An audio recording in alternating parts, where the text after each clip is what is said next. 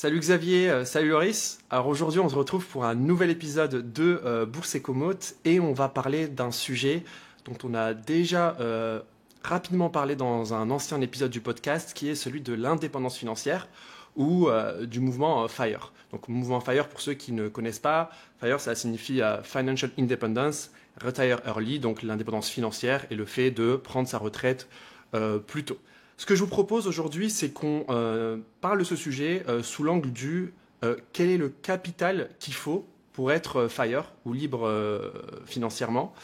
Et donc, peut-être juste avant de commencer, Xavier, toi, quand on parle du mouvement FIRE, à quoi ça te fait penser? Quel est ton avis là-dessus? Alors, avant de te donner mon avis, comme on associe souvent FIRE aussi pour certains un nomade digital au fait de voyager et que toi tu es quand même en plein trip en Asie depuis un petit moment, ça fait un moment qu'on ne s'est pas vu en live, où est-ce que tu es en ce moment et comment ça se passe? Alors, actuellement, je suis en Thaïlande, donc à Chiang Mai depuis presque 2 mois. Enfin, avant, j'étais au Vietnam et maintenant, je suis à Chiang Mai. Mais depuis un peu plus de 2 mois maintenant, je suis en Asie. L'idée, c'est pas que ça dure éternellement, mais comme ceux qui sont dans le club ou ceux qui me connaissent le savent, quand j'ai lancé Bourseco, enfin ça fait 3 ans que j'ai lancé Bourseco, puis après on s'associe avec Loris, puis après on s'associe avec toi, Xavier. Au début, je faisais ça en parallèle de mon métier de consultant en stratégie à Paris.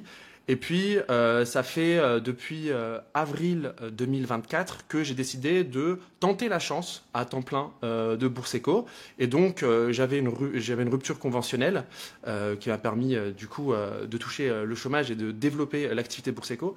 Et là, ça faisait 1 an que j'étais à Paris, que je développais ça, mais je me suis dit, bah, pourquoi pas, pendant quelques mois, essayer de vivre, pas forcément en France, mais ailleurs, et continuer à travailler.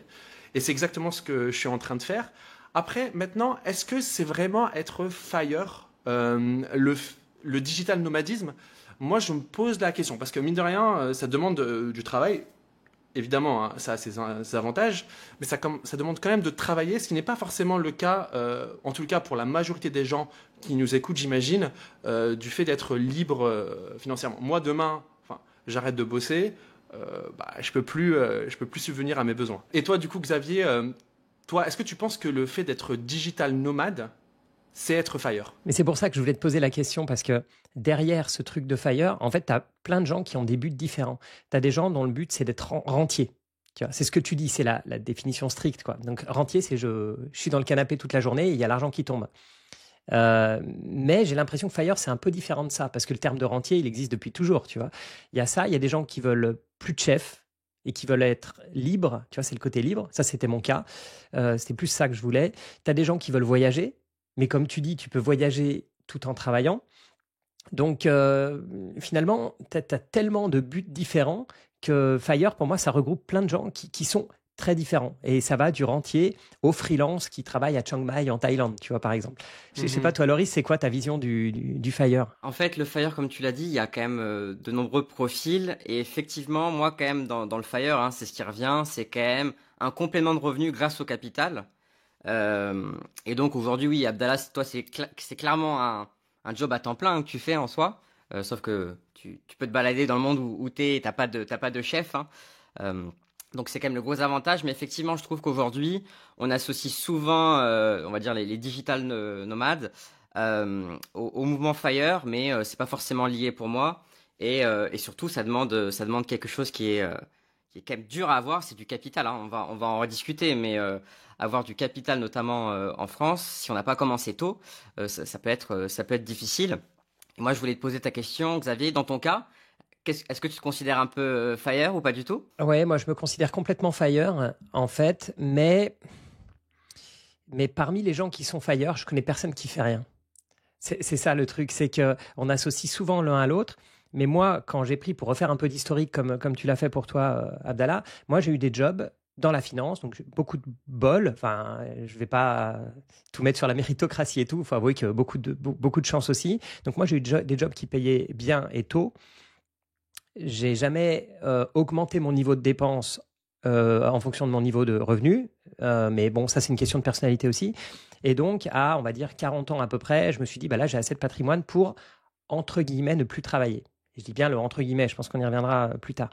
Et j'ai fait ça au travers de l'immobilier. Je suis allé dans le sud-ouest, j'ai retapé différentes choses. Et aujourd'hui, j'ai plusieurs biens qui me rapportent de l'argent. En gros, Airbnb, Booking, ou voilà.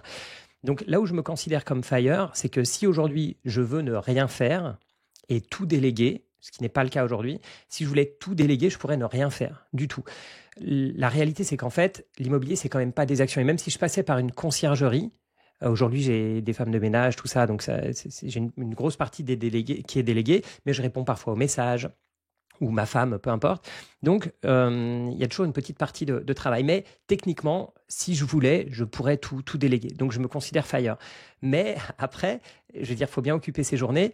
Et ce qui s'est passé, c'est que la création de contenu, qui a été au départ plus un petit side business, etc., a pris la place. C'est la loi de Parkinson où chaque tâche prend prend l'espace libre, en fait. Donc aujourd'hui, la création de contenu, elle me mange tout le temps libre que je m'étais dédié. Donc oui, je suis FIRE, mais c'est pas pour autant que je fais rien, en fait, tout simplement. Alors c'est super intéressant, Xavier. Et pour revenir sur le sujet tout à l'heure de digital nomadisme, est-ce que c'est être FIRE ou pas, en fait, toi, ce que tu as évoqué, c'est le fait que y en a qui disent être FIRE parce qu'ils veulent plus de chefs, parce qu'ils veulent plus de liberté ou qu'ils n'aiment plus leur emploi. Et moi, pour moi, la définition, elle est relativement claire. C'est ce que tu viens de dire là à l'instant. C'est-à-dire que être FIRE, c'est avoir la possibilité, si on le souhaite, de ne pas travailler et de continuer à subvenir à ses besoins. Et par contre, j'ai l'impression, moi, qu'il y a depuis 10, 15 ans, 20 ans, je ne sais pas exactement, il y a vraiment ce mouvement FIRE qui s'est développé. Mais pour moi, ces gens-là, ils veulent pas forcément, et c'était aussi mon cas à l'époque où j'étais dans le conseil, parce que je ne me plaisais pas forcément dans ce métier-là.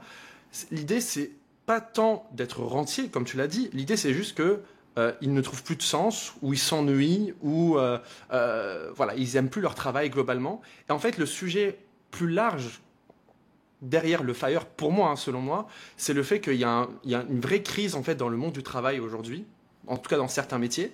Parce que moi, je vais donner l'exemple autour de moi. Ma copine, elle est sage-femme, elle travaille à l'hôpital.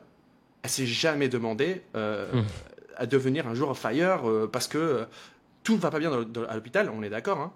Mais en fait, c'est un métier où elle trouve du sens, elle est passionnée par son métier. Et donc, effectivement, il y a des contraintes, des fois, elle fait des gardes de nuit, etc. Mais elle ne se pose pas la question que beaucoup dans mon entourage, on s'est posé dans le conseil, dans ce type de métier, qu'on pourrait appeler bullshit job.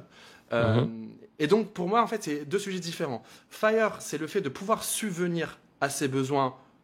Toi, tu as fait la création de contenu, voilà, mais en soi, si tu voulais, tu peux ne pas travailler.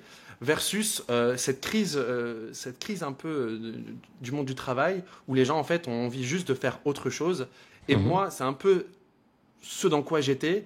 Et la réponse que j'ai réussi à trouver, c'est à travers Bourseco, qui est une forme de passion. Enfin, moi, je suis passionné par l'investissement en bourse, je suis passionné par l'analyse fondamentale. Et moi, je trouve beaucoup plus de sens dans ce que je fais aujourd'hui que ce que je faisais quand j'étais consultant. Je sais pas toi ce que tu en penses, Xavier. C'est là, tu vois, depuis tout à l'heure, moi je vois vraiment le FIRE, tu sais, comme l'acronyme, quoi, avec les quatre lettres. Et en fait, tu as le FI pour Financial Independent, tu vois, donc tu es indépendant financièrement. Et puis tu as le Retire Early. Et en fait, là, on parle, dans ton cas et dans tous ceux qui veulent quitter leur boulot pour être indépendant, on parle d'être indépendant financièrement. C'est-à-dire que tu te crées ton propre salaire. Et le retire early, c'est différent. C'est le canapé, quoi. Le canapé ou le voyage ou tout ce que tu veux. Mais c'est deux choses différentes. Je pense qu'on va plutôt parler du retire early, nous, aujourd'hui, parce que déjà, la plupart des gens parlent juste de devenir freelance, machin et tout. Donc, c'est beaucoup traité, l'indépendance financière seule. Et puis, c'est là où tu as le plus de questions, en fait. Parce que c'est là où tu as vraiment le côté où tu te barres, tu vois, de ton boulot, mais pas pour avoir peur du lendemain, etc. Tu te barres en étant serein et en disant, bah voilà, moi je vais vivre tranquillement de ça. Et je crois, Laurie, c'est exactement ce que tu disais, hein, cette grosse différence entre indépendance financière et puis rentier, quoi, en fait. Ouais, totalement. Et puis, il faut aussi différencier. On n'a pas encore évoqué les différents types de FIRE, mais entre celui qui a besoin, voilà, le fast FIRE, celui qui a vraiment besoin d'avoir beaucoup, beaucoup de capital parce qu'il n'a pas envie de réduire son train de vie, et celui, voilà, un barista FIRE qui va avoir un petit job à côté, ça lui dérange pas trop, mais malheureusement, il va peut-être pouvoir pas bouger toute l'année. Et puis après, il y a l'InFire, celui qui vraiment va avoir un petit logement, pas de gamin, pas de voiture, habite à la campagne, etc. Il y a quand même un gros décalage. Moi, personnellement, je connais plutôt ceux qui n'ont pas envie de réduire leur train de vie. Je sais pas vous si vous en connaissez personnellement ou des proches, mais effectivement aujourd'hui je trouve qu'on va quand même vers cette tendance plutôt vers le barista fire, ou en tout cas ceux qui ont envie pardon de vivre modestement. En tout cas moi c'est ce que je vois en France. C'est un petit peu différent aux États-Unis, et c'est vrai que pour commencer, si on te dit directement tu as besoin de 2 à 3 millions d'euros de capital pour avoir 100 000 euros toute l'année, ça paraît très difficile. Donc c'est pour ça, je pense que, on va dire, ces deux types de fire reviennent plus souvent en France. D'une certaine manière, toi, Xavier, t'es un peu barista fire. Ça veut dire que tu pourrais vivre de ton capital si tu le souhaites, mais tu complètes avec la création de contenu, etc. Exactement. Mais pour te dire très concrètement, donc moi j'ai créé une société pour loger ce que me fait gagner la création de contenu. Donc si je fais des masterclass, si je suis sponsorisé, peu importe, ou même tout simplement les revenus YouTube.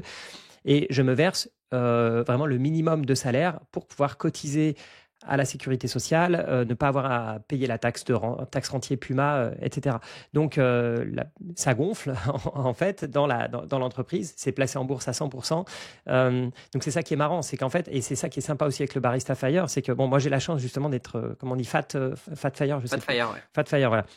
Donc moi, ça me permet, mes loyers me permettent largement de vivre, de vivre, de partir en vacances à l'autre bout du monde si je veux, de changer ma voiture, peu importe. Donc je me considère Fat Fire. Et de l'autre côté, et ça c'est le côté barista, le revenu supplémentaire, il continue à alimenter la machine du passive, on va dire, des intérêts composés en bourse. Donc oui, Barista Fire. Et d'ailleurs, il y a un truc que j'aimerais dire, c'est que moi, ce qui me fait peur, c'est le Lean Fire. Pourquoi ? Parce que le Lean Fire, comme c'est le plus abordable, parce que c'est comme on part du principe qu'on va vivre avec 3 fois rien, comme tu disais, Loris, à la campagne, avec un petit studio, etc., il demande beaucoup moins de capital. Et ce qui me fait peur, c'est qu'on peut très vite s'imaginer à 25 ans dans son petit studio avec des frais limités. On peut vite se dire, ouais, mais finalement, ça va, quoi. J'ai un loyer de 400 euros. Moi, je mange, j'aime pas trop sortir, je fais pas trop de resto, etc. Tout va bien. Et puis, je vais pouvoir être lean fire avec 400 000 euros de capital. Le truc, c'est que les besoins, ils évoluent dans la vie. C'est que parfois, on rencontre quelqu'un avec qui on veut vivre. Parfois, on a des enfants. Parfois, on a des problèmes de santé. Le 25 mètres carrés, ça va un moment, mais après, on a envie de 40 et après, on a envie de 60, etc. Donc, il faut s'imaginer que nos besoins, ils vont évoluer dans la vie et que, mine de rien, quelqu'un qui veut s'arrêter à 35 ans, je veux dire, il ne va pas vivre jusqu'à 60 ans. Je l'espère que ça va être 90 ou 100. Donc, il faut vraiment... Et on imagine tout ce qui peut se passer pendant tout ça. Et donc, le fait que les dépenses évoluent avec le temps, ça me fait peur parce que ce qui serait dommage, c'est que ce soit vraiment un échec. C'est-à-dire que la personne soit obligée de quitter son job qu'a priori la personne n'aime pas, fasse une démarche pour être fire, quel que soit le type, et puis revienne en arrière après. Et je trouverais ça horrible parce que la personne s'est saignée pour économiser pendant des années. Et après, elle se renseigne pour tenir des dépenses faibles. Et je trouve ça terrible, en fait. Je trouve que ce n'est pas la vie que j'aimerais avoir. Et je pense qu'il vaut mieux rester salarié et progresser dans son job et trouver des jobs qu'on aime. Et parce que ce n'est pas toujours la destination, c'est le voyage aussi dans lequel on doit prendre du plaisir. Si on se dit, là, je galère, mais je serais heureux à 35 ans, je ne sais pas. Donc moi, le Lean Fire, il me fait très, très peur. C'est un peu la critique que j'ai auprès du mouvement Fire. C'est vraiment ceux qui sont côté Lean. Et d'ailleurs, d'une certaine manière... En fait, moi aussi, à un moment, j'ai voulu être fire et moi, en fait, quand je suis rentré j'ai commencé à m'intéresser à ce mouvement-là. La seule chose que je connaissais, c'était le lean fire. C'était vraiment le côté être très très frugal dans sa vie, ne pas dépenser. Et je sais qu'il y a certains qui discutaient sur les réseaux sociaux, sur des blogs. C'était un peu l'obsession de combien de jours par mois on a passé sans dépenser un seul euro. Ah oui, d'accord. Tu fais tes dépenses, tu fais tes courses le dimanche soir, et combien de jours dans la semaine tu vas réussir à ne pas dépenser un seul euro. Et je trouvais que ça faisait limite comportement sectaire. Ça faisait limite un peu comportement sectaire. Et ça rejoint un peu ce que je disais tout à l'heure. Moi, le problème de ces gens-là, souvent, et en tout cas, c'est comme ça que je me reconnaissais à l'époque, c'est qu'on ne se sent pas bien dans sa vie professionnelle, donc on veut en sortir le plus vite possible. Et on ne se dit pas que oui, effectivement, comme tu l'as dit, Xavier, dans 20 ans, en fait, on n'aura pas les mêmes besoins, on n'aura pas la même vie. Et en fait, on ne peut pas calculer notre façon de vivre aujourd'hui avec celle qu'on aura dans 20 ans.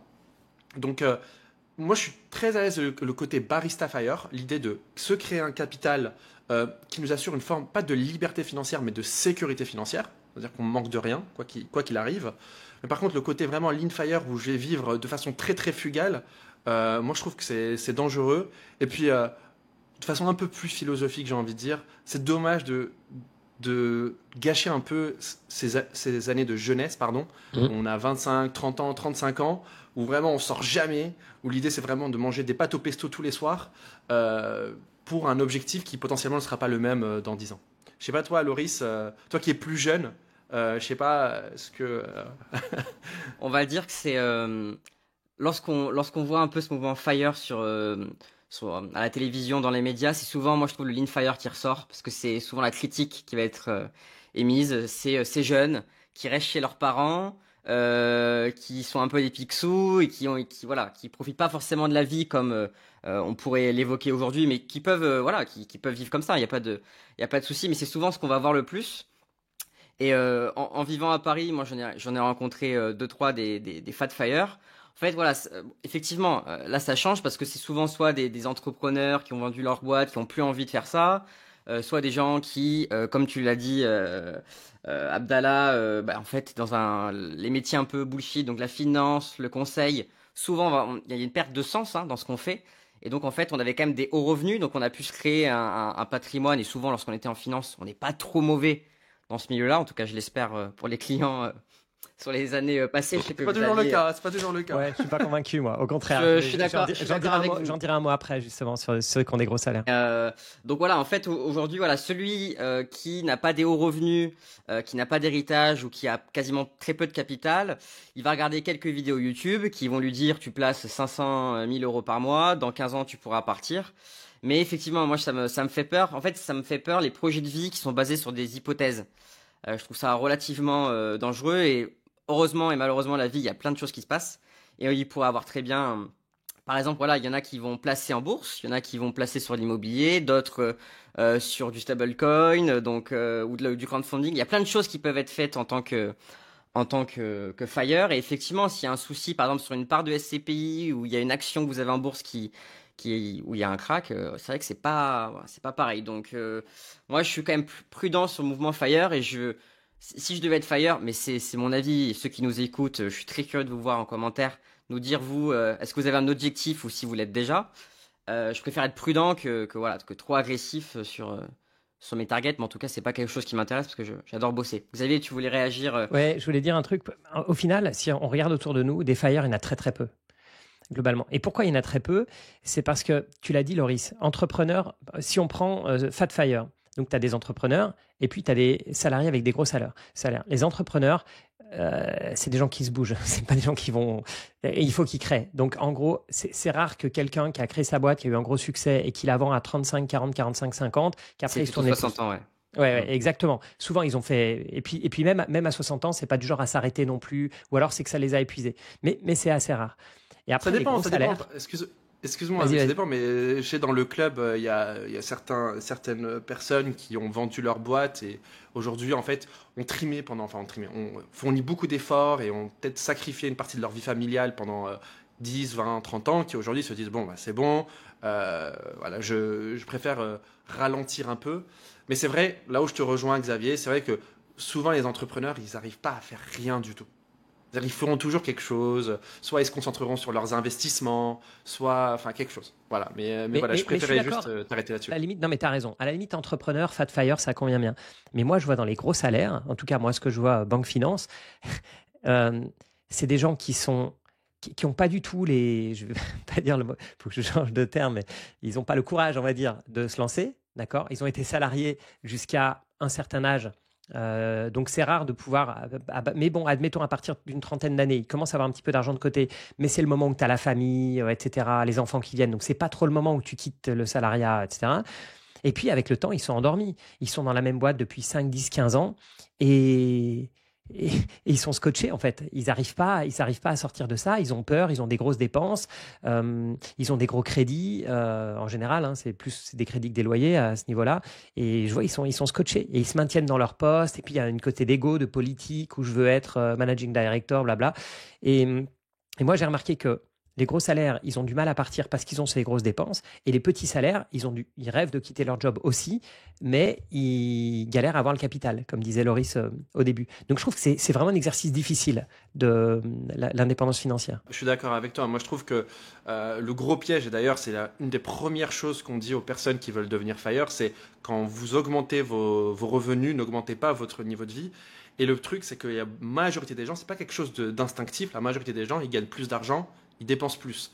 Et le gros piège, évidemment, c'est le crédit, où là, on se retrouve scotché avec des dépenses fixes très élevées et on peut plus s'arrêter. Je sais pas si tu veux ajouter quelque chose, Loris, sinon on peut passer vraiment au côté montant pour être FIRE. Je propose qu'on commence par là. Hein. Combien il faut? C'est souvent la question qu'on voit sur les réseaux. Et c'est clair, il n'y a pas de réponse. Donc je propose qu'on commence par le mouvement FIRE classique et après on pourra avoir d'autres discussions. Moi, ce que je propose, c'est carrément, Xavier, bien sûr, hein, si tu veux ne pas répondre, ne réponds pas. Toi, vu que tu es FIRE, quand tu t'es dit, je crois que c'est en 2018, hein, si je ne dis pas de bêtises, tu t'es dit, voilà, je vais quitter mon emploi, j'ai 2 questions à te poser. La première, c'est qu'est-ce qui t'a vraiment dit, c'est bon, stop le salariat, hein? Et deuxièmement, c'était quoi à peu près le niveau de patrimoine que tu avais pour te dire, c'est bon, je peux être libre financièrement? Donc, moi, j'étais dans des banques, dans des grosses banques, donc qui sont hyper rigides, avec des gens qui sont des salariés, donc avec une mentalité de salarié. C'est-à-dire, on se mouille pas trop, on prend pas trop de risques, on essaye d'être bien vu par le chef. Et puis après, quand on monte d'un niveau, c'est le chef du dessus. Et tout le monde a un chef au final.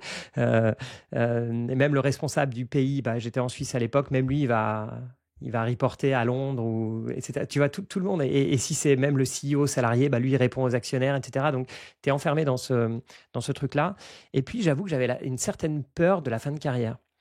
Parce que je sais que la fin de carrière, moi, j'étais à un stade où j'étais très bien payé, avec un rôle de management, avec plein de personnes sous moi, tu vois, un truc où tu te sens important, voilà.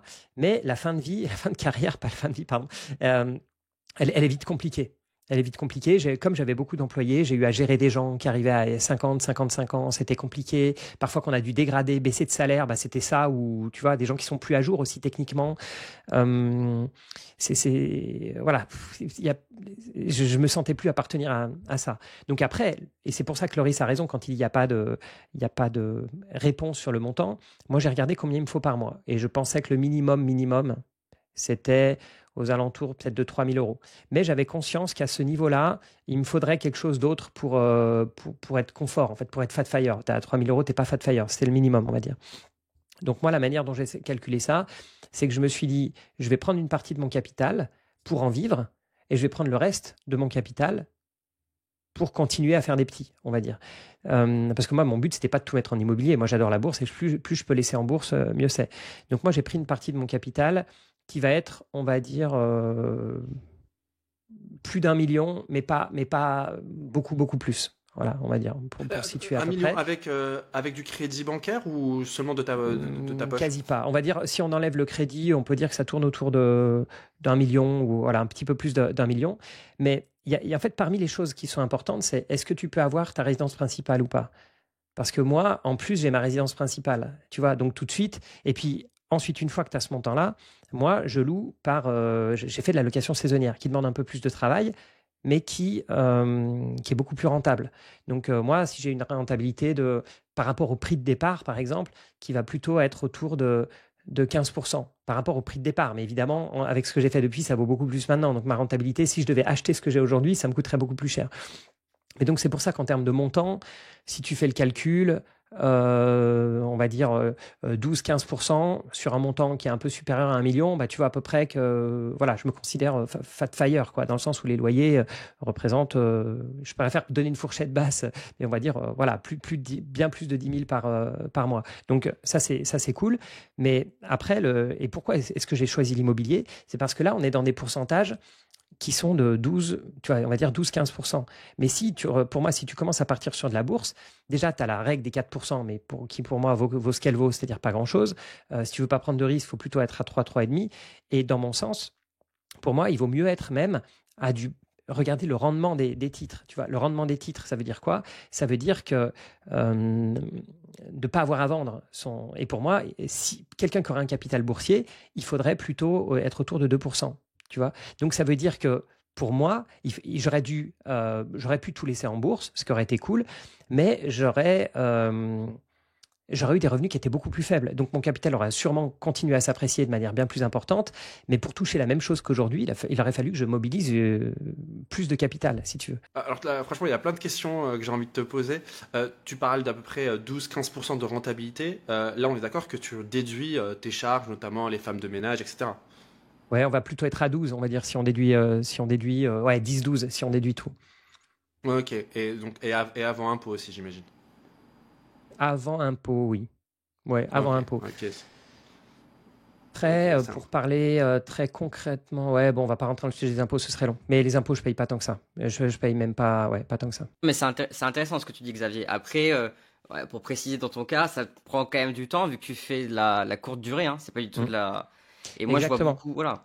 Mais tu vois, pour donner des chiffres concrets, si tu demandes à une conciergerie, et c'est pas du tout pour faire de la pub pour l'immobilier courte durée, mais si tu demandes à une conciergerie aujourd'hui qui te gère tout, c'est-à-dire ils te mettent les annonces, ils répondent aux messages, tu as les femmes de ménage, tu as le linge, ils font intervenir un plombier s'il y a un truc qui fuit, etc. Ils vont te prendre à peu près 20% des loyers. Ce qui, moi, me paraît fou, vu les montants de loyer que j'ai. Je ne veux absolument pas prendre une conciergerie pour ça. Donc, moi, je préfère gérer en direct les femmes de ménage, je préfère répondre moi-même aux messages, etc. Mais si tu veux, ça ne te diminue ta rentabilité que, entre guillemets, de 20%. Tu vois. Donc, en gros, ça te fait passer de 10 à 8%. Mais pourquoi est-ce que j'aime bien l'immobilier? C'est parce que, contrairement à la bourse, tu peux piloter très finement ton rendement. Tu démarres, ok? Tu prends ton IMO, tu as acheté 3 appartements, tu as tapé dans les murs, machin. Déjà, tu peux faire le choix, je fais les travaux moi-même ou pas. Si tu fais les travaux toi-même, déjà, ton gain, il sera direct. Tu pourrais presque revendre dans la foulée. Bon, tu fais les travaux toi-même. Ensuite, tu peux décider, est-ce que c'est les débuts sont durs, je suis jeune, je suis courageux, c'est moi qui vais faire, ou en général c'est une histoire de couple, hein, allez, on va faire l'effort, c'est nous qui allons vraiment accueillir tous les gens, c'est nous qui allons changer les draps, etc. T'es jeune, tu veux le faire, t'as pas... Bon. Et je trouve ça super. Et puis après, quand tu auras mis un peu... Je peux vous donner un exemple tout bête. Moi, au départ, quand je suis arrivé là, c'était moi qui taillais les haies, tu vois. J'ai des haies qui font... je sais pas, j'ai 200 mètres de haies, je sais pas. Ça me prenait un temps fou, ça me prenait 2 semaines. J'ai horreur de ça. J'ai ma remorque, machin et tout. J'ai fait ça 1 an, 2 ans, 3 ans. Et après, j'ai pris quelqu'un pour tailler les haies. Tu vois, ça me coûte 1 000 €. Et puis, j'ai quelqu'un qui taille les haies. Donc, je choisis ce que je peux faire ou pas. Un autre point important, moi, j'autorise pas la nuitée, tu vois. Pour une nuit, je trouve ça trop compliqué d'avoir des... Bon, les messages sont automatisés, hein, tout est automatisé. Mais pour une nuit, je trouve que c'est trop de problèmes pour lui à la nuitée. Très rarement, je fais de nuit. Et dès que je peux, par exemple tout l'été, c'est à la semaine du samedi au samedi. Mais si je voulais gagner plus d'argent, c'est là où tu peux piloter ton rendement. Tu peux piloter ton rendement dans le sens où, moi, admettons que je suis à 12%, mais si je veux monter à 15%, c'est bien simple. Il suffit que j'autorise à la nuitée. Hein. Je vais directement concurrencer les hôtels et parfois, je vais toucher juste 80 € parce que ça va être une nuit dans un petit appart, par exemple, hors saison, etc. Tu vois, le plus bas, machin. Et c'est là où tu peux piloter. Et avec le temps, si moi je veux un jour faire comme toi, Abdallah, partir en Asie pendant 6 mois, il suffit que je prenne une conciergerie et mon rendement va baisser. Et il va peut-être tomber, je le disais, à 8-9%, mais j'aurai plus rien à faire. Et je trouve que les actions, ça ne te permet pas ça. Je suis d'accord avec toi, effectivement. C'est pas parce que tu passes plus de temps sur ton portefeuille que ton rendement va exploser ou baisser. Et c'est vrai que sur l'immobilier, il y a cet avantage-là, mais ça demande aussi plus de boulot. Mais selon les périodes, je trouve ça intéressant ce que tu dis, tu peux réduire les coûts plus ou moins. Et ce qui n'est pas du tout le cas pour les actions, même les CPI, où là, clairement, tu dépends du rendement et tu dépends même du gérant, quoi. Donc voilà. Abdallah, tu voulais dire un truc? Ouais, là où je suis pas forcément... c'est pas que je suis pas d'accord avec toi, Xavier, mais pour moi, en fait, ce dont tu parles, ça s'apparente plus à de l'entrepreneuriat, limite du freelancing. En fait, je sais pas, toi, tu as une compétence... moi, je sais qu'il y a pas mal de consultants qui sont dans des cabinets qui deviennent consultants freelance. En fait, pour moi, ça s'apparente quasiment à ça. Ça veut dire que c'est une forme d'activité que tu as. Là où ouais, mais ça peut s'automatiser beaucoup. Ça peut s'automatiser beaucoup. Aujourd'hui, tous les messages sont automatiques. Tu peux avoir les femmes de ménage qui ont accès à un calendrier et tout. Toi, je suis d'accord avec toi qu'il faut gérer ça, mais un peu comme si tu devais gérer un portefeuille boursier plus, on est bien d'accord. Mais la rentabilité est quand même... Quand je parle de rendement, ici, je parle bien de rendement de cash flow dans ta poche. Hein. Je ne parle pas du rendement général. C'est quand même confortable parce que moi, je connais très peu de gens qui sont FIRE avec la bourse. Quand je dis FIRE avec la bourse, c'est qui, une fois FIRE, vivent purement d'un portefeuille boursier. Et ceux que je connais qui font ça, ils ont des montants de portefeuille qui sont, je vais le dire, plus de 10 millions. Ok. Et pourquoi est-ce que très peu de gens sont FIRE bourse? Parce que forcément, tu commences à te poser la question FIRE avec un montant minimum. Donc en général, les gens commencent à se dire, ouais, pour 500 000, pourquoi pas FIRE? Moi, je trouve que c'est une folie, mais bon, voilà. Mais après, si tu commences à dire, bah, pourquoi pas FIRE à 700 000, 800 000, ça commence à être plus sérieux, ou 1 million, où tu commences à être tranquille. Mais si tu te dis, bah, je veux être bourse, eh ben, le montant va être supérieur. Donc c'est pour ça que c'est si dur d'être FIRE 100% bourse en vivant de ses dividendes, en gros, parce que dès que tu attaques les actions à dividendes, tu baisses la qualité des actions, on le sait très bien, et tu n'auras jamais plus de 5% de dividendes. Allez, tu peux tirer à 6%, mais c'est que tu commences à avoir la qualité qui se dégrade, des entreprises qui vont être potentiellement en déclin ou autres. Donc, ou sinon, moi, je peux vous retourner la question. Pourquoi il y a si peu de personnes qui sont FIRE bourse, c'est-à-dire qui, une fois indépendants financièrement, vivent de leur portefeuille boursier? Non, moi, alors j'en connais quelques-uns. Alors, j'en connais aussi, comme toi, Xavier, des montants voilà, au-delà de 5-10 millions. Donc là, c'est un autre type et c'est pas aujourd'hui. La plupart des gens qui nous écoutent aujourd'hui, je pense pas qu'ils ont ce patrimoine-là. Et j'en connais certains qui ont on va dire des portefeuilles plus petits. Mais là, effectivement, clairement, ils sont partis en Espagne, ils sont partis ailleurs. Et en fait, voilà, ils avaient peut-être un portefeuille à 800 000, 1 million d'euros. Donc on est sur quand même des horizons où voilà, on peut pas non plus dépenser fortement. Et souvent, c'est l'expatriation qui vient en premier ou un mode de vie très très réduit. Donc il y en a, mais je trouve voilà, on est quand même en France. Déjà, il y a peu de gens qui investissent en bourse sur une longue période.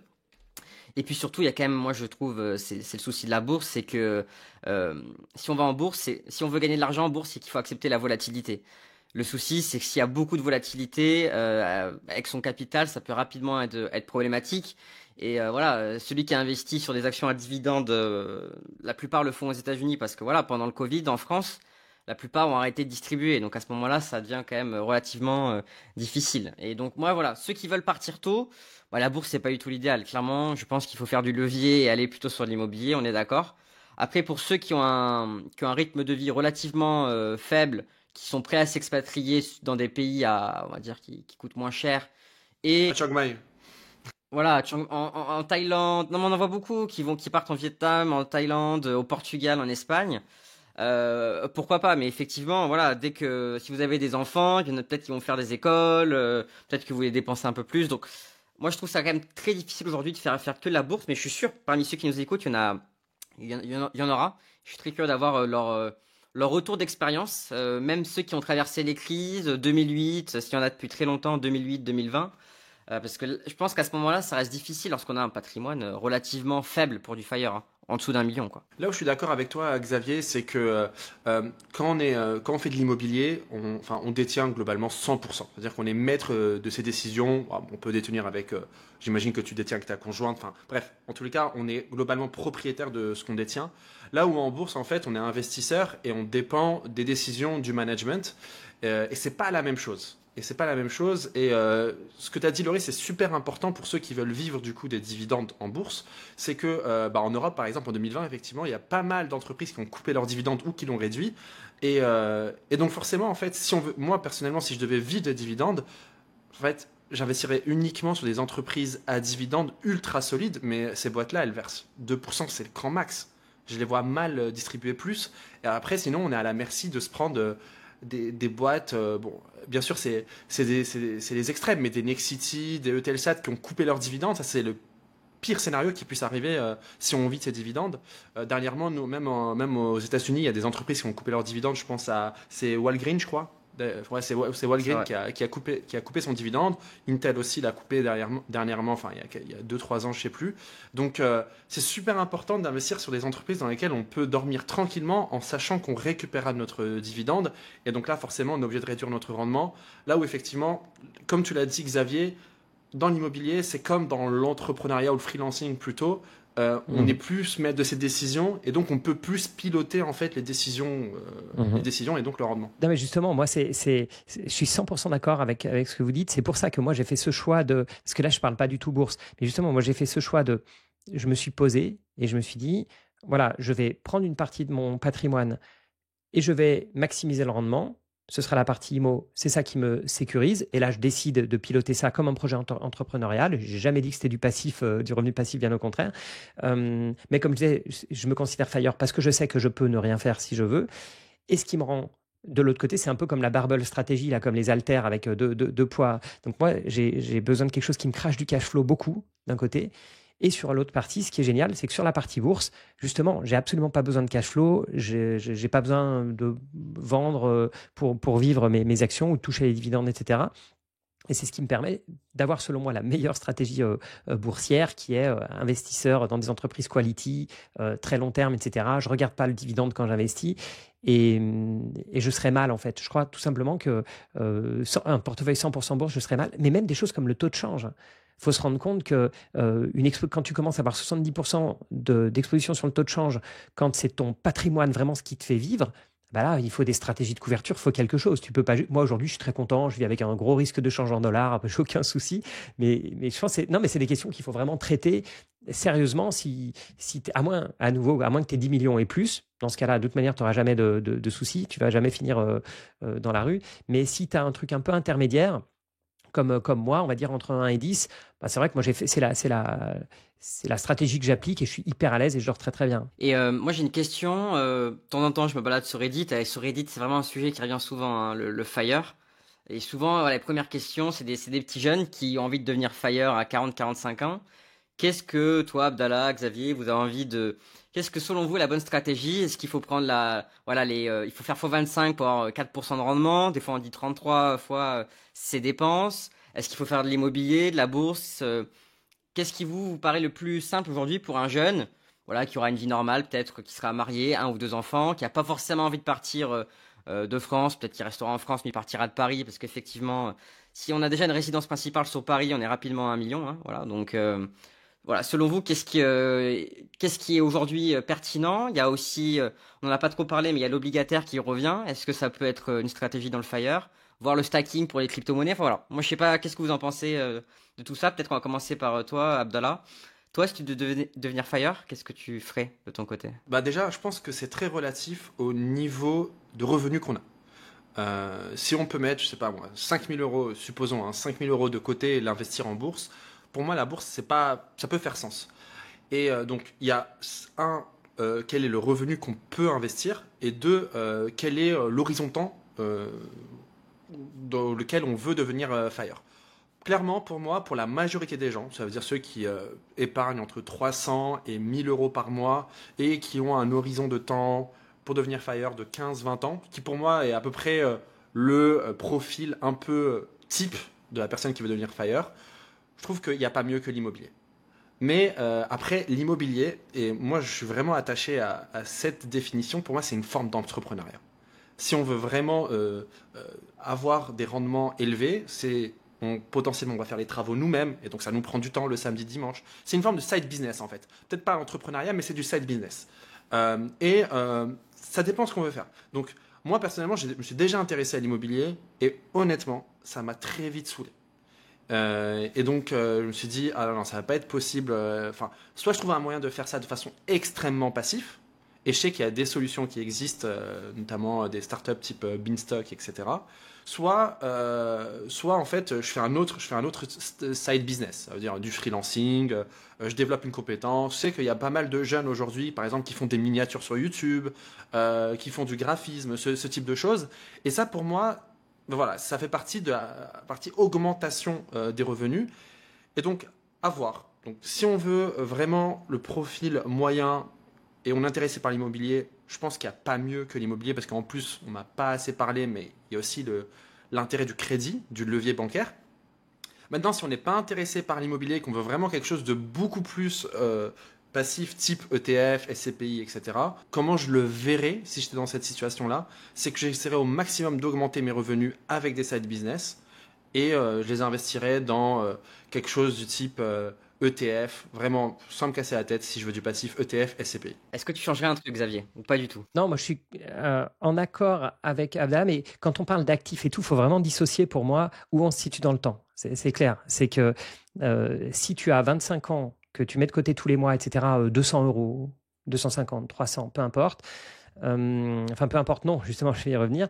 Après, pour moi, les ETF, ça reste le top. Parce que l'immobilier, déjà, il est cher aujourd'hui, il faut avouer, hein, pour la jeune génération. Les SCPI, pour moi, moi qui en ai, je veux dire, là, je regardais encore des trucs que j'ai en faisant ma déclaration d'impôt, ça me fait plus. Enfin, je suis dedans, mais il y a des trucs qui ont aucun intérêt, qui me rapportent du 3%, et d'autres qui font bien leur boulot avec du plus de 6% par an. Mais bref, c'est quand même pas le top. Donc, les ETF, ça reste super. Après, au fur et à mesure qu'on arrive à ce fameux moment FIRE, il faut bien réaliser que quand on devient FIRE, l'horizon de temps change. Et c'est pour ça qu'on est en train de parler de rendement, d'immobilier, etc. Pour moi, avant cette date-là, la bourse, elle remplit parfaitement son boulot d'être l'actif qui a les meilleures performances long terme. Mais le point que tu as signalé, Abdallah, et pour moi, c'est la clé de tout ce qu'on discute aujourd'hui, c'est que quelqu'un qui aujourd'hui met 200 € par mois dans un ETF MSCI World, finalement, qui mettent dans du World, du S&P 500, voire même de l'immobilier, c'est beaucoup moins important que le premier qui est comment je peux augmenter mon revenu actuel. Changer de boulot, side business, comme tu le disais clairement. Parce que si tu arrives à passer de 200 € par mois à 300 € par mois, ça explose en fait. Là tu as beaucoup moins de questions à te poser. Est-ce que je veux avoir du 7% par an ou du 9%? Tu passes de 200 € à 300 €, c'est énorme. Donc, le premier truc, c'est augmenter ses revenus. Le deuxième, c'est épargner plus. Parce qu'il peut y avoir des trucs tout bêtes, hein, mais tu vois, tu te fais bouffer par des assurances parce que tu es allé voir l'assureur du coin, etc. Moi, j'ai déjà fait le boulot, mais en général, on ne fait pas assez. Tu mets les assurances en concurrence, il y a des comparateurs de prix sur Internet et tout d'un coup, tu te retrouves, tu payes 50 €, 80 €, 100 € de moins tous les mois. Et si ça part en ETF, tu vois, donc parfois, c'est même sans changer son mode de vie, tu vois, sans aller moins au resto. Et pour moi, le levier énorme, c'est j'augmente, je passe de 2200 € net par mois à 2005. Tu te rends compte, c'est 300 € de plus par mois. Si tu ne changes pas ton rythme de vie, 300 € de plus par mois dans les ETF, c'est énorme. Tu réduis un petit peu un truc qui ne bouge pas trop ton rythme de vie. Je ne sais pas, une mauvaise habitude que tu as. Tu sais, un truc mais dont tu peux te passer facilement. Il y a les exemples, en général, c'est je vais au Starbucks tous les jours avec mon truc à 4 €, etc. Mais bon, ouais. Mais donc, pour moi, le numéro 1, c'est le revenu. Le deuxième, c'est l'épargne. Et après, oui, en ETF, en bourse, c'est très bien, mais voilà, pour moi, le levier, il est énorme. Tu peux passer de 200 € par mois à 300, à 400. C'est ça qui va te faire exploser l'argent mis de côté, beaucoup plus que essayer de gratter un point de rendement à droite, à gauche. Mais moi, je resterais full ETF jusqu'aux années qui préparent l'indépendance, en fait. Et là, j'essaierai de stabiliser un petit peu avec tout ce que vous avez cité. On peut rajouter des obligations, des choses comme ça. En fait, je suis d'accord avec toi, mais tu vois, on est d'accord sur le fait que le fait d'augmenter ses revenus, en tout cas sa capacité d'épargne globale, c'est vraiment le facteur numéro un. Maintenant, en fait, ça dépend aussi de l'horizon de temps auquel on veut devenir FIRE. Parce que, franchement, mettre 200, 300 € sur des ETF, même si on passe de 300 à 400 €, ce qui est déjà très bien, hein, mais au final, on est FIRE dans quoi? Dans 25, 30, 35 ans? Et en général, les gens qui... Je parle de quelqu'un qui débute. Disons quelqu'un qui débute son premier job, tu vois. Pour moi, il faut en général, les gens qui veulent revenus, devenir... Ouais. En général, les gens qui veulent devenir FIRE, donc il y a le côté retire early, souvent ils visent les 40, 45 ans, enfin en tout cas un horizon de temps de 15-20 ans. C'est pour ça que tout à l'heure j'ai commencé en disant 15-20 ans. Et c'est vrai que les ETF, quand on a une capacité d'épargne moyenne, on va dire, dans la moyenne des Français, ça me paraît très long quand même. Oui, mais ton salaire, quand tu es jeune, il augmente assez vite.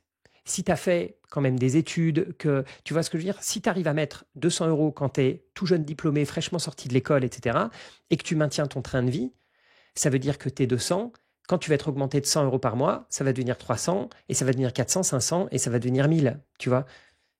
Pour moi, là, tu peux vite te trouver, si, admettons, tu attaques le boulot à 22 ans, on va dire, et pour moi, à 27, 28, tu commences à mettre très fort de côté. Mais c'est sûr que ce n'est pas à 22 ans que tu vas le faire.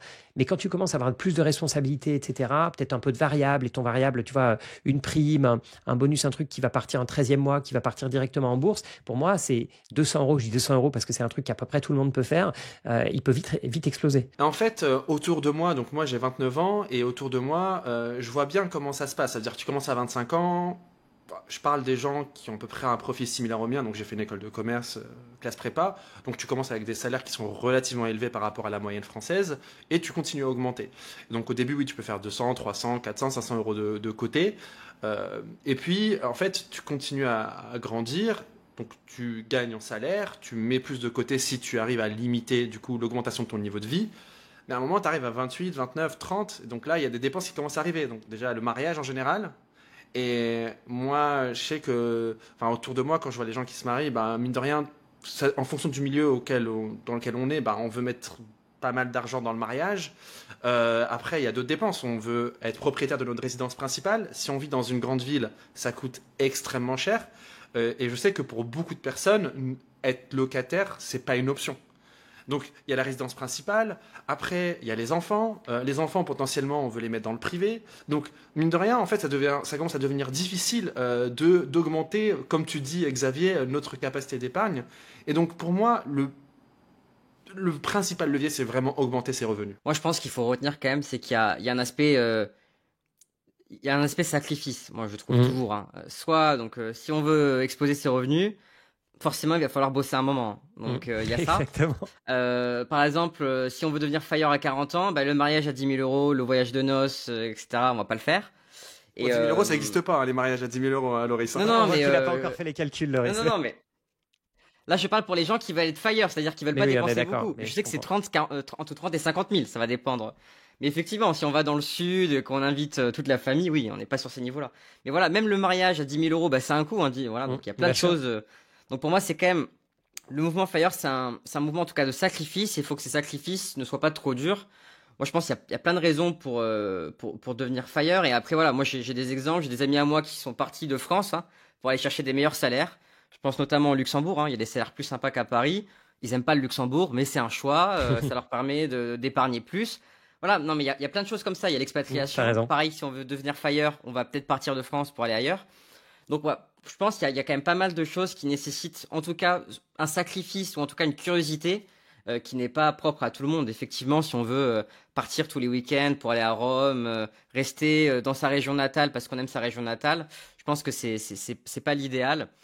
Et moi, globalement, je pense qu'à chaque fois, il y a pas de solution miracle. L'immobilier, c'est quand même, il y a rien de passif dans le mouvement Fire. Concrètement, ça demande du temps. C'est ça. Avant ou après, c'est pas passif. Et après, on est scotché. Je veux dire, une fois qu'on a, si on veut une belle rentabilité, je sais pas, on est dans le sud-ouest, par exemple, Xavier.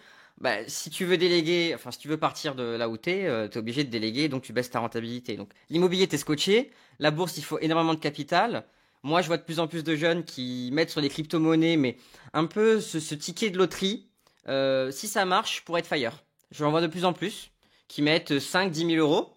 Puis qui se disent si les crypto-monnaies, le Bitcoin, l'Ethereum fait x20, x30, je pourrais peut-être partir. Donc il y a un peu ce mouvement-là aussi que je vois de plus en plus. Donc ouais, moi je serais aussi comme vous, peut-être sur l'immobilier. Et après tout ce qui est ETF, moi j'y crois pas tellement pour la plupart des gens qui nous écoutent. Ça demande trop de temps.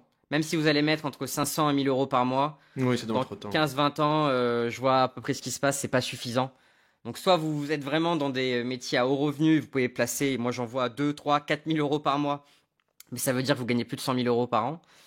Soit il faut travailler, il faut aller à la banque, faire un crédit, passer tout le week-end et à gérer vos locations, mais voilà, il n'y a pas de secret, je pense en tout cas, sur le mouvement Fire. Mais c'est pour ça que pour moi, ceux qui veulent faire du Fire, soit en fait ils vont dans des side business, et j'y inclus l'immobilier, et ils peuvent bénéficier aussi du crédit bancaire, soit en fait ils doivent absolument réfléchir à augmenter drastiquement leur capacité d'investissement. Et en fait le truc c'est que réduire les dépenses, en fait ça a très vite ses limites. C'est un exercice à faire qui est indispensable, mais ça a très vite ses limites. Par contre, augmenter ses revenus, là il n'y a pas de limite, c'est pas capé. Bien sûr, je ne dis pas qu'on peut augmenter ses revenus indéfiniment, mais en tous les cas on peut augmenter de 1 000 euros par mois, potentiellement 2 000, voire 3 000. Et là, si c'est 1 000, 2 000, 3 000 euros, on arrive à directement les placer en ETF. Là, par contre, les ETF, effectivement, comme tu le dis, Loris, ça devient intéressant. Tu vois, je pense que moi, j'ai l'impression que le problème du mouvement Fire, c'est que le but qu'on essaye d'atteindre, c'est pas le bon but. C'est-à-dire que le but qu'on a tous, c'est être heureux dans la vie. C'est ça le but. D'accord ? C'est pas d'être rentier ou je sais pas quoi. Pour certains, ça va être d'être rentier. Pour d'autres, ça va être vivre à l'endroit qui leur plaît, etc. Moi, la vie que j'ai choisie aujourd'hui, je me suis pas dit je vais être Fire. C'est pas du tout ça que je me suis dit. Je me suis dit la vie que j'ai aujourd'hui, elle me plaît moins qu'il y a quelques temps. J'ai envie de changer. Je me suis dit où est-ce que je veux vivre, comment, qu'est-ce que je veux faire, pas faire, quelle liberté je veux atteindre et tout. Et j'ai fait mon setup actuel, voilà, qui me convient très bien, parfait. Et qui convient probablement qu'à moi. C'est-à-dire que pour plein d'autres, ce serait pas bon. Et ça me fait penser, tu vois, à ceux qui vont faire, par exemple, de la muscu, mais pas pour être en bonne forme physique. Normalement, si tu fais du sport, ça devrait être dans l'idéal pour être en bonne forme physique, mais qui vont tomber dans le truc de je veux aller sur scène, tu vois, je veux faire Mister Olympia. Et ils se retrouvent à quoi? Ils mangent du blanc d'œuf, du poulet ou des yaourts toute la journée, ils ont zéro plaisir, et ils sont en diète en permanence et tout. Mais leur but, c'est d'être Mister Olympia. Ils prennent du plaisir là-dedans. Et donc, je pense que le mouvement FIRE, si tu prends du plaisir à compter le nombre de jours où tu n'as pas sorti la carte bleue, pourquoi pas? Mais au final, je pense que ça ne convient pas à la plupart des gens. Et je pense que le truc du barista FIRE, avoir des revenus passifs à côté ou pas, ou des revenus dans lesquels tu prends du plaisir, parce que ça te fait plaisir de faire des miniatures YouTube, ça te fait plaisir, tu as un petit logement Airbnb qui tourne et qui te rapporte un peu de revenus et c'est sympa, etc. Et ça te permet de faire des choses que tu ferais pas. Tout ça, c'est bien, mais je pense que le problème du FIRE, c'est que le but est pas bon en fait. Devenir rentier à 40 ans, c'est pas un but dans la vie, c'est un but pour personne. Pour personne. Se saigner pour au final rien glander à partir de 40 ans ou de plus faire de resto ni avant ni après. Je trouve qu'il y a une espèce de bug en fait dans la matrice. Ce serait mieux si on connaissait pas ce principe de FIRE et que tout le monde se posait la question dans quel sens je veux faire évoluer ma vie. Parce que finalement, il n'y a rien de mal à être salarié jusqu'aux 65 ans. Quand il pense en soi, c'est pas un problème. Mais c'est exactement ce que je disais au début du podcast. En fait, pour moi, il y a le sujet il est ailleurs, le problème il est ailleurs. Le FIRE, en fait, c'est un symptôme d'un autre problème qui est celui du. En fait, on n'est pas épanoui à une partie non négligeable en fait des salariés qui ne sont pas épanouis dans ce qu'ils font. Et donc voilà, l'idée c'est vraiment de se saigner pour quitter le plus vite possible ce milieu dans lequel on n'est pas bien. Et comme je répète, mais moi dans mon entourage, ma copine qui est sage-femme, elle se pose pas la question, je lui ai déjà dit, mais franchement, je te donne 1 million d'euros, 2 millions, 3 millions, je te les place en, je sais pas, en obligation, en SCPI, ce que tu veux, et t'arrêtes de bosser. Elle me dit, mais en fait, pourquoi faire? Pourquoi faire? Enfin, moi, je fais ce métier parce que je l'aime. Donc, évidemment, tout n'est pas parfait, mais je pense qu'en fait, le problème, il est là. Donc, c'est pour ça que moi, en fait, le FIRE, ce que j'aime, c'est vraiment le côté barista. Moi, j'aime beaucoup le côté être en sécurité financière. On n'est jamais à l'abri d'un accident, d'être invalide un jour, et se dire qu'on peut vivre de son capital, je trouve que c'est rassurant. Par contre, voilà, j'aime bien le côté barista, de faire quelque chose, et limite sans pression financière. C'est-à-dire de le faire et de me dire, bon, si ça ne marche pas, c'est pas grave, j'ai mon capital qui travaille pour moi.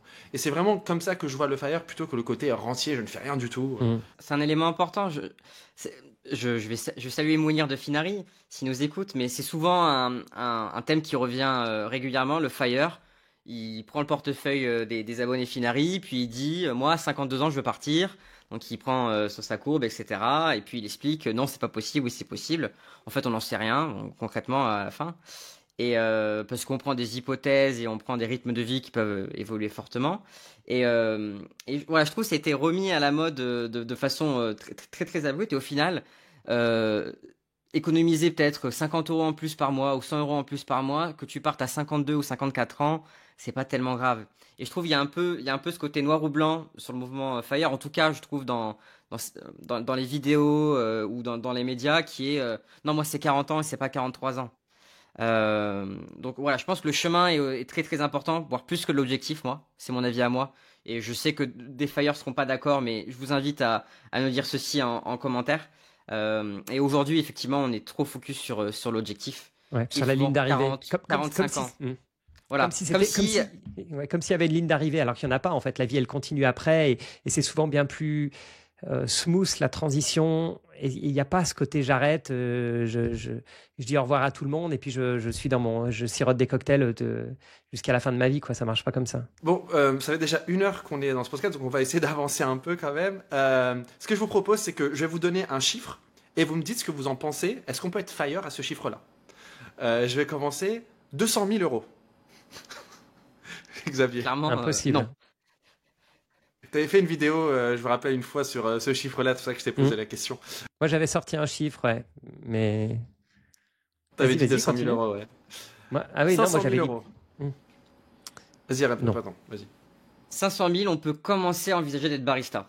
Mais vraiment commencer, et il faut faire de sacrés sacrifices, peut-être partir en dehors de France. Ok, barista, mais là sans enfant, on est d'accord, parce que bon... Ah oui, non, mais attends, là on est 500 000, on est ras des pâquerettes. 500 000 euros, ça veut dire qu'on est à peu près à entre 20 et 25 000 euros maximum de revenus, donc 2 000 euros par mois. 2 000 euros par mois. Et encore, dans le cas où on place 500 000 euros, mais s'il y a un crack financier, on est à plus que 250 000 euros de patrimoine. Hein. Donc, tu vois, il y a beaucoup de choses à prendre en compte. Donc, pour moi, je dirais non. Mais en barista, pourquoi pas, pour vraiment commencer. Ok. 800 000 euros. Pour moi, on commence. Pour moi, on Toujours commence pareil, à pouvoir... barista, mais ça reste très, très commence limite. à Je pouvoir pense qu'il y en être... a. Je pense qu'il y en a dans les commentaires, peut-être, qui pourront nous dire. Mais 800 000, je pense qu'on peut commencer. On peut avoir, voilà, 30 000 euros à peu près par an. Voilà, si on ne vit pas dans un coin qui coûte trop cher et qu'on a... Donc pourquoi pas, mais ça commence. Moi, je rajouterais 800 000 plus résidence principale. Parce qu'il ne faut pas oublier un truc, c'est que la résidence principale, c'est quelque chose qu'on va devoir... Enfin, pour se loger, c'est notre plus gros coût et qu'on va devoir mettre jusqu'à la fin. Et encore, après, c'est pire. Hein. Ici, il faut aller en EHPAD ou autre, c'est encore pire. Mais comme c'est notre plus gros coût, ça fait une énorme différence. Déjà, soit c'est la résidence principale, soit tu vis dans un pays vraiment pas cher. Mais je trouve ça fou de se dire, bah moi, je pars à 35 ans en Thaïlande, à Chiang Mai, mais je pourrais jamais revenir en France parce que j'ai pas de quoi vivre en France. Je trouve ça horrible, en fait. C'est tout sauf fire pour moi. Mais ouais, 800 000 plus résidence principale, je pense que pour quelqu'un qui a des coûts assez faibles, on peut commencer à y réfléchir. D'accord. Je vais donner un autre exemple, parce que bon, en fait, je donne pas trop de détails, mais supposons qu'on ait 800 000 de patrimoine net, mais en patrimoine brut, supposons qu'on ait le double, mais 1,6 million, du coup, avec les crédits adossés à notre immobilier. T'en penses quoi, toi, là, Xavier? Il faut voir les cash flows, c'est tout. Si tu arrives à vivre facilement avec les cash flows, bah c'est très bien. Et d'autant plus que comme tu rembourses tous les mois un crédit, il ne faut pas oublier que ça, c'est de l'argent que tu mets de côté. Tu vois, Oui. donc si en plus du crédit, tu as du cash flow suffisant pour vivre et que tu rembourses un crédit dans les montants que tu me dis, le crédit va être quand même assez gros. Je sais plus, disons tu rembourses 3 000 euros par mois, bah, ça veut dire que c'est quand même 3 000 euros que tu mets de côté. Tu vois, donc c'est là où après tu as plus de risques parce qu'il faut quand même que tu sois diversifié. Si c'est un seul logement et que tout d'un coup tu as un Covid et que tu peux plus louer, il faut avoir de quoi encaisser aussi. Hein.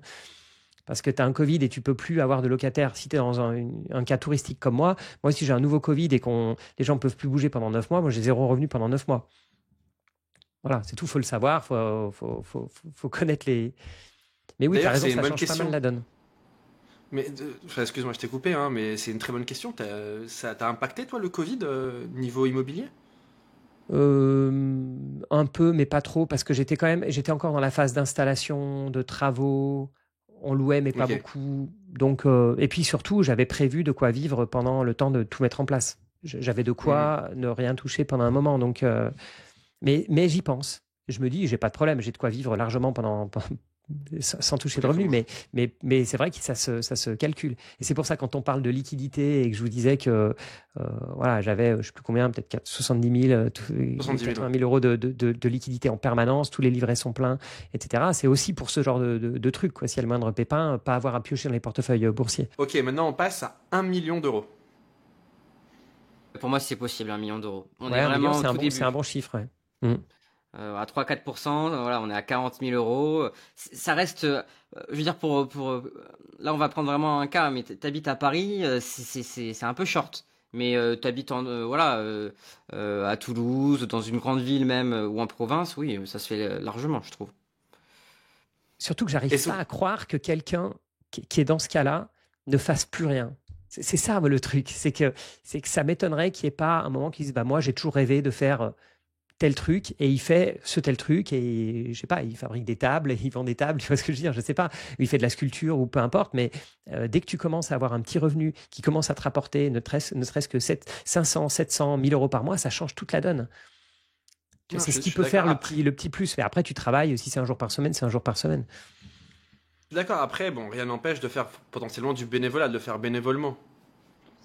Donc, c'est ça l'intérêt d'être FIRE. C'est si on veut, et on peut le faire bénévolement, on peut le faire de façon rémunérée. Si on le fait de façon rémunérée, on n'est pas obligé de s'aligner sur les prix du marché. Enfin, il y a pas mal de choses qu'on peut faire. 1,5 million. Est-ce que, enfin, là, bien sûr, on peut être FIRE. L'idée, c'est plutôt de répondre à la question, est-ce que vous êtes à l'aise avec 1,5 million? Si demain, enfin, supposons, Xavier, que tu n'es pas FIRE, mais si demain je te donnais 1,5 million, et toi, Loris, est-ce que tu te sentirais à l'aise pour voilà, être FIRE? le risque peut-être pour commencer, parce que toi, tu as la réponse. Moi, c'est les niveaux où je commencerai à être à l'aise uniquement en bourse. 1 million, j'ai quand même peur, si on est fortement... si, admettons, on a que de la bourse, que des actions à dividendes ou qu'un ETF distribuant, je ne sais quoi, s'il y a une baisse des marchés, normalement, aujourd'hui, je suis très content lorsqu'il y a une baisse des marchés parce qu'on pourra acheter des bons dossiers à bon prix, hein. Mais aujourd'hui, s'il y avait ne serait-ce qu'une déclaration de Trump et je vois mon portefeuille ou un crack comme il y a eu pendant le Covid, je me sentirais pas à l'aise avec 1 million. Donc 1,5, je pense, ce serait vraiment le FIRE passif, uniquement bourse. 1,5 million, c'est bien.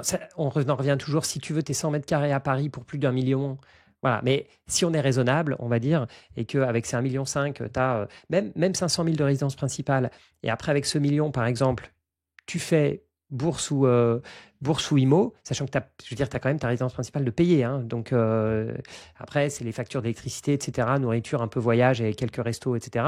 Pour moi, ça devrait marcher. Surtout si tu arrives à trouver, je repars sur l'immobilier, désolé, mais surtout si tu arrives à trouver même 6% de rendement sur ce million. Je veux dire, on est tout de suite à 60 000 euros, on est à 5 000 euros par mois. Résidence principale payée, je pense que beaucoup de gens sont très à l'aise avec ce niveau-là. Je pense que pour moi, il n'y a plus trop de doute en fait à partir de là. Moi, à chaque fois, je me dis, si je veux être FIRE dans un monde à peu près moyen, il me faudrait 50 000 euros. 50 000 euros net, globalement 50 000 euros. Et du coup, moi, si je devais vivre uniquement de mes investissements boursiers, mais on en reparlera juste après, moi, je privilégierais les dividendes. Et donc, je me dis, à peu près 2% de rendement, c'est déjà assez élevé, je trouve, en tout cas pour les actions que moi, je cherche. Il faudrait 2,5 millions. Donc, 1,5 million, ça, pour moi, c'est un peu peu. Enfin, pour vivre uniquement d'un patrimoine boursier, en tout cas, si on bourse, fait... c'est un peu juste, ouais. Ça me paraît un peu mais juste. Ça va, mais je pense que ça peut aller quand même, ouais. Ouais, il y a moyen. Mais en tout cas, avec cette stratégie moi dont je parle, effectivement, c'est un peu juste. Si on table sur la règle des 4%, bon là ça marche, mais bon, moi, comme toi Xavier, je suis pas forcément convaincu par cette règle-là. Le souci, c'est vraiment le matelas de sécurité qu'on veut avoir. Et l'idée, c'est pas que ce soit un échec. Donc il faut un matelas énorme.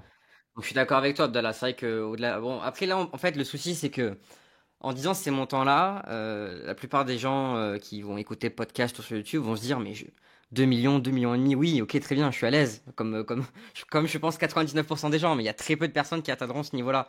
C'est toujours ce qui est difficile en fait à évoquer, c'est que si on veut vraiment des revenus confortables, il faut des niveaux de capitaux. Je crois qu'en France, il y a à peu près 3 millions de millionnaires, mais sur la plupart, c'est la résidence principale, quoi. Il suffit de regarder l'IFI, à peu près, voilà, donc... Un Parisien qui a 1 million dans sa résidence principale, lui, effectivement, il lui faudrait 2 millions, 3 millions, 4 millions. Mais voilà, on est sur des niveaux, aujourd'hui, tu dis ça à un jeune de 25 ans qui est payé entre 2000 et 2500 euros par mois et qui veut être FIRE, il te regarde, il se dit, mais vous rigolez, les gars. Et je peux le comprendre, pour ceux qui nous écoutent. Tu vois. Et en fait, tu pointes du doigt un sujet, moi, une grosse critique que j'ai au mouvement FIRE. Pour moi, c'est un hobby de riche, globalement. Parce que le problème, c'est que la personne lambda qui gagne, je sais pas, 20% plus que le SMIC, c'est pas du tout un objectif de vie, c'est inatteignable en fait, le fait d'être FIRE. C'est inatteignable.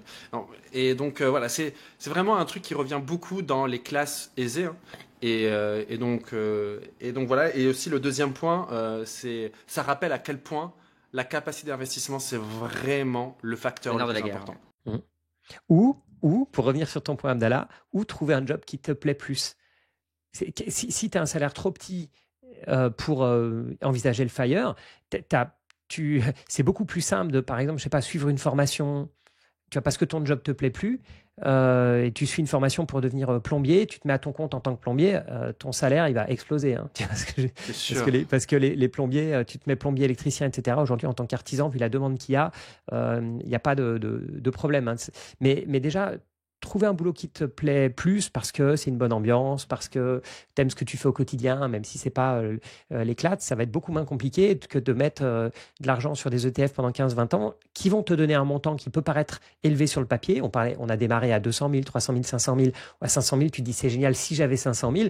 Mais quand tu commences à faire tes petits calculs pour voir si tu peux tenir jusqu'à la fin de ta vie avec, on se rend compte que ça craint, quoi. C'est beaucoup plus compliqué. Donc, tu as meilleur intérêt à trouver un job qui te plaît, que tu peux faire tranquille jusqu'au bout. C'est quelque chose qu'on voit lorsqu'on regarde les vidéos sur le Fire. Souvent, moi je vois les commentaires, on finit rien autre, hein, mais souvent c'est est-ce que Mounir, tu peux prendre un profil un peu plus commun des mortels? Le souci, c'est que le commun des mortels, aujourd'hui, le salaire moyen, c'est entre, je crois que c'est 2003 ou 2500 en France. Comme tu l'as dit, Abdallah, le commun des mortels, il peut pas être Fire, en tout cas, il peut être barista Fire maximum. Et effectivement, il va plutôt prendre un médecin, quelqu'un qui gagne 7-8 000 euros. Lui, il peut être Fire, mais pour le reste, c'est impossible.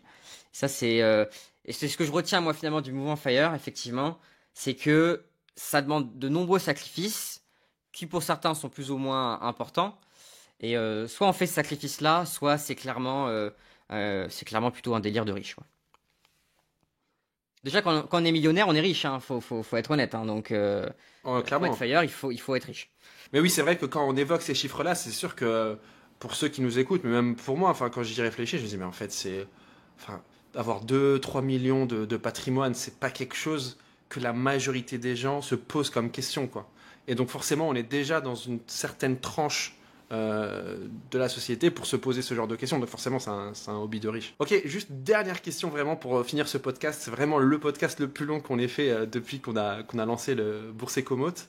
Est-ce que selon vous, il faudrait changer de stratégie entre la période de capitalisation, donc on a beaucoup parlé d'ETF notamment, et la période où on se dit on passe en distribution? Difficile parce qu'avec l'immobilier, notamment avec les résidences principales, si on veut pas avoir un crédit sur le dos, il faut commencer le plus tôt possible, hein. Si on veut partir à 45 ans, si on commence la RP à 40, c'est pas possible. Donc, moi, de base, j'aurais tendance à dire, si vraiment, même pas de résidence principale, hein. Mais alors là, peut-être que certains vont être choqués, être Fire sans résidence principale, hein, mais je trouve que c'est tout à fait possible, hein. Oui, pour moi, il faudrait pouvoir changer de stratégie potentiellement. En phase de capitalisation, on va chercher plutôt des actions de croissance, on va prendre peut-être un peu plus de risques. Et après, clairement, on veut devenir Fire. En phase de distribution, le risque il doit être minimum. Donc là, on va faire de l'obligataire pour avoir du rendement et on va faire de l'immobilier et des actions à dividendes, mais le plus safe possible. Et donc, oui, pour moi, il faut changer de stratégie. Mais voilà, si on veut, par exemple, sa résidence principale ou autre, ben, on va utiliser sa capacité d'épargne, non pas pour investir sur les marchés ou autre, et on va l'utiliser pour sa résidence principale, qui finalement ne crée pas de valeur à l'instant T. Donc voilà, c'est un petit peu, moi je suis un petit peu partagé là-dessus. Ouais, pour moi, on n'a pas trop le choix en fait, parce que l'horizon change énormément. Si tu commences à 20 pour partir à 40, c'est sûr que tu commences à 20, tu as 20 ans devant toi, après à 25, tu n'as plus que 15, à 30, tu n'as plus que 10, etc. Et pour moi, on peut rester en bourse quasi jusqu'au bout, parce que finalement, honnêtement, attendre 1 ou 2 ans pour être Fire, parce qu'on est en pleine crise, etc., je trouve que ça se fait facilement. Il vaut mieux ça, à la limite, que passer en obligation les 5 dernières années. Mais après, effectivement, il faut que tu aies du cash flow. Pour moi, même pour le côté rassurant. Et de toute façon, dès que tu as du cash flow, tout de suite, ça limite ta volatilité. Parce que comme dit Laurie, ça va avoir du cash flow, c'est des obligations, c'est des actions à dividendes stables, c'est de l'immobilier. Donc tout de suite, ça fait baisser la volatilité. Mais pour moi, ouais, on n'a pas le choix de changer plus ou moins autour du moment où on veut retirer du cash flow. Donc supposons qu'une personne qui investit sur des ETF, donc quand elle commence à s'approcher, progressivement, elle bascule sur des obligations et des actions à dividendes. C'est ça ce que toi tu ferais si tu voulais être Fire de la bourse? Ça dépend. Des marchés financiers. Mais c'est tellement variable. Si tu es très large, tu peux te permettre de... Mais là, je touche personne. Hein. Personne n'est très large, comme je le disais. Sinon, c'est que tu es devenu Fire avant, en général. Mais si tu es très, très large, tu peux dire, je continue à investir très long terme et puis je retire 1% de mon portefeuille chaque année. Mais vu que les gens ne sont pas comme ça, si tu n'as pas de revenus réguliers, oui, moi, je passerais...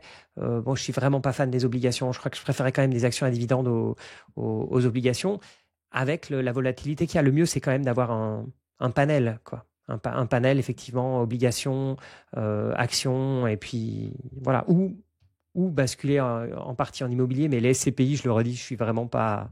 Ça m'a pas convaincu avec le temps. Moi, en fait, j'en avais déjà parlé. Moi, l'objectif, c'est vraiment de basculer le moins possible, donc de, en fait, réfléchir à sa stratégie pour vivre de son capital qu'on construit.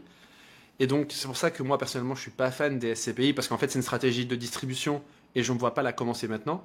Et sauf que je n'aurais pas forcément envie de la changer plus tard. Pareil pour les obligations. Et donc voilà, l'idée c'est de partir plutôt sur les marchés financiers, donc sur les actions à dividendes. Donc moi aujourd'hui, je cherche pas le dividende, mais l'objectif c'est que d'ici 20-25 ans, en tout cas le moment où je pourrais être FIRE, en fait le rendement par rapport au coût moi que j'ai investi, ils sont intéressants.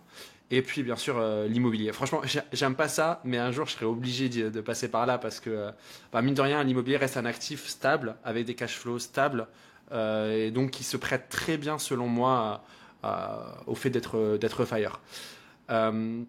Si par exemple toi Xavier, si une personne te disait voilà j'ai je sais pas un patrimoine de 1 million d'euros en ETF, l'idée c'est vraiment de capitaliser le plus vite possible, donc d'améliorer le rendement. Et voilà, dans 10 ans, je veux devenir FIRE. Toi, en fait, quelle serait la stratégie que tu adopterais? Ouais, mais 10 ans, pour moi, ça me paraît. Je ferais la même chose que. Moi, je reste entre deux. J'allais dire extrême, en fait, c'est pas du tout extrême. D'un côté, tu as le truc le plus passif qui existe en bourse, le MSCI Monde. Et puis de l'autre côté, ce que je considère la stratégie active la plus qualitative, c'est les entreprises de qualité, c'est ce qu'on fait tous les trois, c'est ce qu'on fait au sein du club Bourse Éco. Et puis pour moi, il y a tout un panel après du 100% passif entre guillemets avec l'ETF Monde. Après, tu peux cibler SP500, etc. Ou basculer sur du. Mais je resterai sur ces stratégies-là. Pour moi, ça reste sur 10 ans, je sortirai pas de ça. Mais c'est sûr que sur les 2 dernières années, en fonction des niveaux des marchés, tu peux quand même te dire, tu vois, si tu considères que 2 ans avant, si tu trouves que les marchés sont élevés, tu peux te dire, je commence à sortir un petit peu pour mettre dans des actions à dividendes ou des obliges ou autres. Et si au contraire, tu as un creux, que tu as perdu récemment 30% parce que tu as un Donald Trump qui a fait le fou, peu importe, tu vas te dire, je tente le coup qui est en retracement et quitte à repousser mon FIRE d'un an ou deux. Tu vois ce que je veux dire? Pour moi, ça me paraît logique en fait. Imagine-toi, tu es en 2009 et tu as prévu d'être FIRE en 2011. Tu vas peut-être pas commencer à basculer sur des obligations alors que tu t'es pris un moins 40% sur les marchés boursiers, tu vois. Et à l'inverse, si tu es comme ces dernières années sur des marchés bien valorisés et tout, tu peux te dire, ouais, là, j'ai bien performé par le passé, je peux commencer à prendre mes profits et basculer. Pour moi, c'est difficile d'expliquer ça, de graver dans le marbre 10 ans avant. En fait, si je te pose la question, et je vais te la poser aussi à toi, Loris, c'est parce que, en fait, dans les commentaires qu'on a eus, que ce soit sur YouTube ou bien même sur le club Bourse Éco, l'idée c'est de se dire, si on veut investir dans les actions à dividendes, ok, on comprend que, on a eu beaucoup de retours sur le fait que, ok, les actions à dividendes, pour la capitalisation, c'est pas forcément ce qu'il y a de mieux, en tout cas, celle avec un rendement un peu trop élevé. Mais en fait, à partir de quel moment il faut commencer à s'y intéresser? C'est pour ça que je te pose la question. Donc toi, je sais pas, toi, Loris, par exemple, c'est au bout de quel délai pour le FIRE que tu commences à te dire, je vais monter sur des actions dividendes un peu plus élevées? C'est difficile comme question, hein. C'est ça le vrai sujet. En fait, moi, c'est peut-être quelques années, juste avant d'être FIRE, il faut commencer à pivoter, mais comme pour la retraite, c'est-à-dire qu'on est action, 100%, on réduit la poche action, 80, 70, 60, 50, et une fois à peu près qu'on a atteint son objectif, là, forcément, il faut réduire très fortement. Donc là, c'est à peu près pareil. Une fois qu'on a atteint potentiellement ce qu'on avait envie d'atteindre, là, on passe sur des actions à dividendes. Et moi, je pense qu'il est important d'avoir quelques années quand même d'essais de cash flow pour voir voilà comment on gère en cas de baisse des marchés et autres. Donc moi, je dirais juste quelques années avant. Mais pas 10 ans avant et pas non plus 6 mois avant où je suis en full capitalisation et je passe en distribution d'un coup. Ça, c'est, je pense, la pire chose à faire. C'est important de connaître ses actions surtout. Ça va être le job à faire, hein. Si vous êtes 100% FIRE, vous bossez pas à côté, il va falloir au moins connaître très bien vos actions. Donc je pense qu'il faut commencer quelques années auparavant pour être confortable. Mais il n'y a pas de réponse magique, hein. Toi, Xavier? Pareil, 2-3 ans avant. Mais à nouveau, comme on n'a pas une deadline fixe, c'est ça qui est différent par rapport à la retraite, tu vois, par exemple. C'est que comme on n'a pas de deadline fixe, je me permettrais d'être un peu plus agressif que quelqu'un qui dit, voilà, moi, j'ai plus de salaire à 65 ans, je vais avoir un trou parce qu'il va me manquer 2000 euros 1500 euros par mois dans ma retraite. Et tu vois, c'est différent. Comme tu peux repousser, j'aurais envie, je ne vais pas dire de faire du market timing, mais en tout cas, pas prendre de décision folle. Et si 2 ans avant, on est sur un creux, on est en crise, je ne vais pas commencer. Mais si je m'aperçois que les niveaux de valo, mais je pense un peu comme Loris, 2-3 ans avant, je commencerai à passer à 10% d'actions à dividendes, 10, 20, 30, etc., gentiment tous les mois, à basculer jusqu'à la fin. Là, on est dans un monde 100% bourse, mais est-ce que potentiellement vous prendrez même une partie de ce capital pour l'investir en immobilier Toi, Loris, par exemple, je sais pas si tu es fan de l'immobilier. Si, non, mais en fait, voilà, pour la personne qui est prêt vraiment qui veut augmenter sa rentabilité ou son rendement, je trouve que l'immobilier, c'est ce qu'il y a de mieux. Pour les plus flemmards, la bourse, c'est ce qu'il y a de mieux. Voilà, je pense qu'il faut un juste milieu, peut-être un peu comme Xavier, hein, qui est travailleur et de temps en temps qui est un peu, voilà, qui est un peu des deux finalement. Donc oui, moi je pense que ça vaut le coup potentiellement pour faire des crédits par la suite. Mais voilà, comme le dit Xavier, ça va tellement dépendre de la prochaine crise ou du moment où vous voulez devenir FIRE qu'il n'y a pas de, voilà, il y a pas de réponse magique. Et peut-être qu'en 2026, il y aura une crise. Et ceux qui voulaient partir FIRE 2027-2028, bah, ils le feront pas à ce moment-là. Ce serait bête de le faire. Ils le feront en 2032 ou 2035. Ok, bah écoutez, messieurs, on va s'arrêter là. Ça fait quasiment 1h30 qu'on est sur cet épisode du podcast. Pour vous qui nous écoutez, que ce soit sur YouTube ou bien sur le podcast, n'hésitez pas à nous dire ce que vous avez pensé de cet épisode. Il a été plus long que d'habitude. Donc, est-ce que c'est un format qui vous plaît ou est-ce que vraiment là c'était trop long, on a abusé et la prochaine fois on fera plus attention. Voilà, n'hésitez pas à nous dire ce que vous pensez vous du mouvement FIRE. Est-ce que c'est quelque chose qui vous tente ou pas? Et puis, si vous nous écoutez sur une plateforme de podcast, Spotify ou Apple Podcast notamment, n'oubliez pas de nous laisser 5 étoiles. C'est super important pour la découvrabilité du podcast. Et puis, écoutez, Loris et Xavier, on se retrouve très bientôt pour un nouvel épisode. Salut. Salut à tous, à bientôt.